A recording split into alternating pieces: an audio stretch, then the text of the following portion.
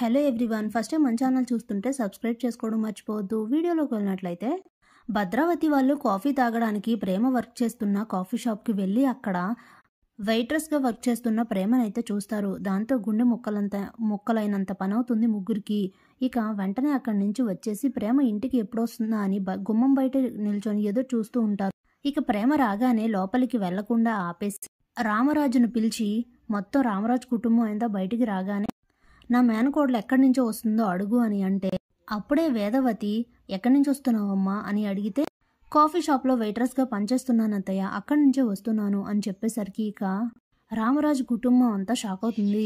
ఇంతలో ధీరజ్ తన మనసులో ఎవరికి అయితే ఈ విషయం తెలియకూడదు అని అనుకున్నానో వాళ్ళకే తెలిసింది, ఇప్పుడు వాళ్ళ బాధను తట్టుకోలేమని అనుకుంటూ చాలా బాధపడుతూ ఉంటాడు.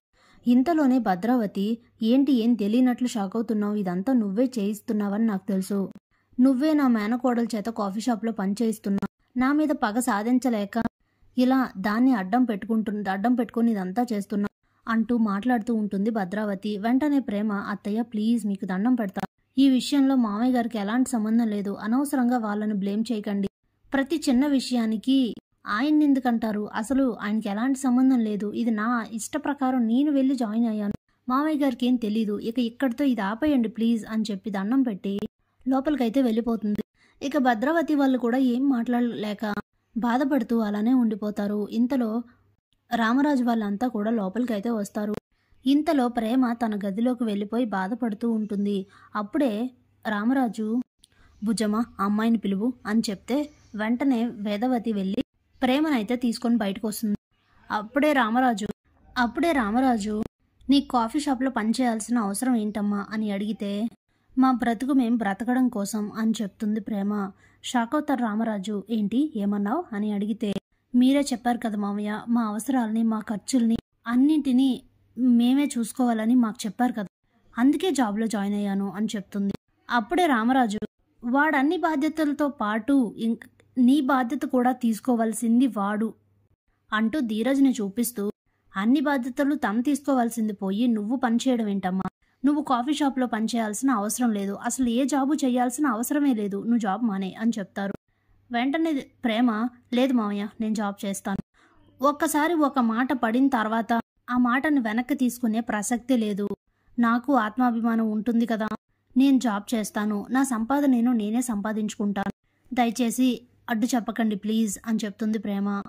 ఇక వెంటనే ధీరజ్కి చెప్పలేనంత కోపం వచ్చి ప్రేమ దగ్గరకు వచ్చి ఏంటిది మా నాన్నకి ఎదురు చెప్తావా నువ్వు, ఆయన మాటకి మా అమ్మతో సహా ఇంట్లో ఎవరు ఎదురు చెప్పరు, అలాంటిది నువ్వేంటి ఆయన మాటలకు ఎదురు మాట్లాడుతున్నావు, ఆయన చెప్పారు కదా జాబ్ మానేయమని, ఇక జాబ్ మానే అని అంటే లేదు నేను జాబ్ చేస్తాను అంటుంది ప్రేమ. అప్పుడే ధీరజ్ నీకు ఒక్కసారి చెప్తే అర్థం కాదా, మానేయమని చెప్తున్నాను కదా అని అంటే అప్పుడే ప్రేమ ఏంట్రా మానేసేది, ఇదంతా అసలు నీ వల్లనే వచ్చింది, ఇష్టం లేకపోయినా బలవంతంగా నా మెడలో తాళి కట్టావు, వద్దు వద్దు అంటున్నాక కూడా నా మెడలో తాళి కట్టావు, నువ్వు ఆ రోజు ఆ పని చేయకపోతే ఈ రోజు నా జీవితం ఇలా ఉండేదే కాదు, ఇదంతా నీ వల్లనే అని ప్రేమ అంటే అవును మరి నువ్వు నీకన్నా పెద్ద తప్పు చేసింది నేనే, ఆ రోజు మా అమ్మ మాట విని వేరే అవకాశం లేక నీ మెడలో తాళి కట్టాను చూడు, నాది తప్పు అని ఇద్దరికిద్దరు వాదించుకుంటూ ఉంటారు. ఇంతలో నర్మద వేదవతితో అత్తయ్య ఏదోలా ఆపండి, వాళ్ళిద్దరూ అసలు విషయాన్ని చెప్పేస్తున్నారు అని అంటే అది నాకు అర్థం కావట్లేదు అంటూ ఉంటుంది వేదవతి.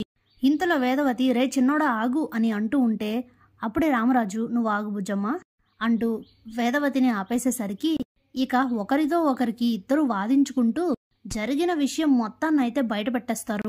దాంతో రామరాజుకి జరిగిన విషయం మొత్తం అయితే అర్థమైపోతుంది. దీనంతటికీ కారణం వేదవతి అని తెలుసుకున్న రామరాజు అయితే చాలా బాధపడుతూ అనవసరంగా నా చిన్న కొడుకుని అవమానించాను, ఎన్నెన్నో మాటలు అన్నాను, వాడు చేసింది ఎలాంటి తప్పు లేదు, ఒక అమ్మాయి జీవితాన్ని కాపాడడానికి ఇదంతా చేశాడు, ఓ కుటుంబాన్ని ప్రాణాలు పోకుండా కాపాడడానికి ఇదంతా చేశాడు, అయినా ఇదంతా చేసిన బుజ్జమ్మని అనాలి, ఏం చేయాలో అర్థం కాక చాలా బాధపడుతూ ఉంటారు రామరాజు.